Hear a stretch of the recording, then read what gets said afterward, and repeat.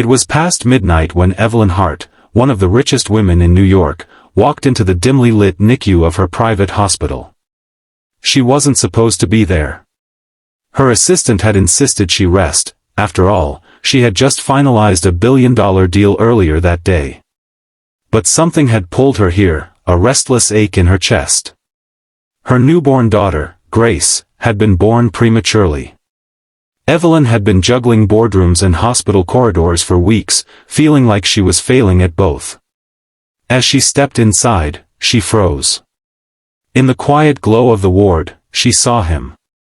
A man, rugged, tired-looking, wearing a faded hoodie and jeans, sitting in the rocking chair beside her baby's crib.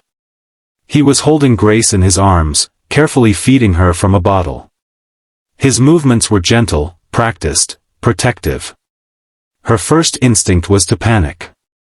"Excuse me," she said sharply, her voice echoing. "Who are you? What are you doing with my child?" The man looked up, startled. I'm sorry. I didn't mean to intrude." The nurse hurried over. "Ms. Hart, this is Daniel. His son, Noah, is in the next crib over." I stepped out to grab supplies and found Grace crying. Daniel offered to help so she wouldn't wake the other babies. Evelyn blinked, still processing. "You just picked her up?" Daniel gave a small, sheepish smile. "I'm a single dad. Noah's mom passed away a few months ago. I know what it's like when they cry and you can't get there fast enough. I couldn't just sit and watch her cry." His voice was quiet, but it carried a weight Evelyn recognized, the weight of exhaustion, responsibility, and love. She stepped closer, her guarded expression softening. Grace was nestled in his arms, her tiny fingers gripping his hoodie like she'd known him forever. Evelyn realized this man hadn't just fed her daughter, he had comforted her in a way she herself hadn't been able to lately. "You didn't have to do that," Evelyn said, her voice cracking. "I know," Daniel replied simply. "But sometimes, doing the small things for someone else keeps you going. Even if they never know."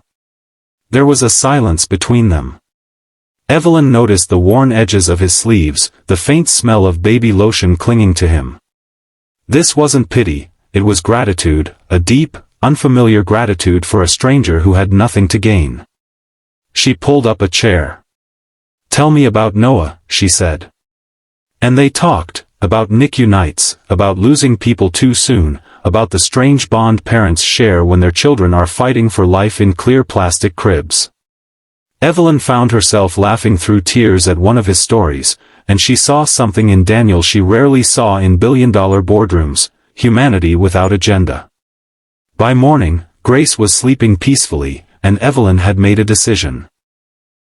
Weeks later, when both babies were finally discharged, Evelyn quietly paid for Noah's future medical care and arranged for Daniel to get a stable job in her company's community outreach program. She never mentioned it directly, she just told him, "You once held my child like she was your own. The least I can do is help you hold your future." Daniel's eyes glistened. "You didn't have to." "I know," she said with a smile. "But sometimes, doing the small things for someone else keeps you going." And for the first time in a long time, Evelyn realized that the truest measure of wealth wasn't in billions, it was in the moments you showed up for someone who couldn't repay you. She watched Daniel walk away that day, Noah bundled in his arms, and felt something shift inside her. For years, Evelyn had lived in a world of contracts, deadlines, and numbers on a screen. But in that single night, she'd been reminded of something money could never buy, the quiet heroism of ordinary people. The memory of him in that chair, gently rocking Grace as if she were his own, stayed with her. It made her more patient with her staff, more generous in her donations, more present when Grace cried at 3 a.m. She no longer saw it as an interruption, but as a gift, a chance to show up, the way Daniel had shown up for her. Months later, at a community charity event, she spotted him again. Daniel was there, smiling, helping set up tables while Noah chased a balloon across the grass. They locked eyes for a moment, No words, no formal thanks. Just a shared understanding. And in that unspoken exchange, Evelyn realized something. Kindness isn't always loud or grand.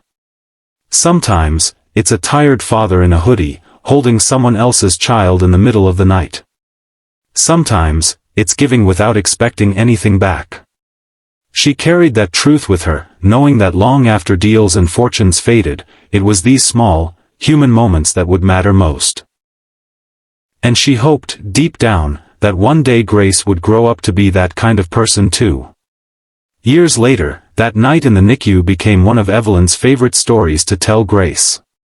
They would sit together in the soft light of the nursery, Grace curled up in her lap, and Evelyn would say, "There was a man who didn't know us at all, but he loved you enough in that moment to make sure you felt safe." Grace, wide-eyed, would always ask, "Was he like my dad?" And Evelyn would smile. He was exactly like a dad should be, brave, gentle, and kind. When Grace turned 8, she and Evelyn volunteered together at the hospital's children's ward. On the first day, Grace spotted a tired young mother struggling with her newborn and, without hesitation, went over to help adjust the baby's blanket. Evelyn watched from a distance, her heart swelling. That quiet seed planted years ago in the NICU had bloomed. The kindness Daniel had shown her child was now moving forward into the world, touching people he'd never even meet. And Evelyn knew then, without question, that the greatest investments are the ones you make in people, because their returns last far beyond a lifetime.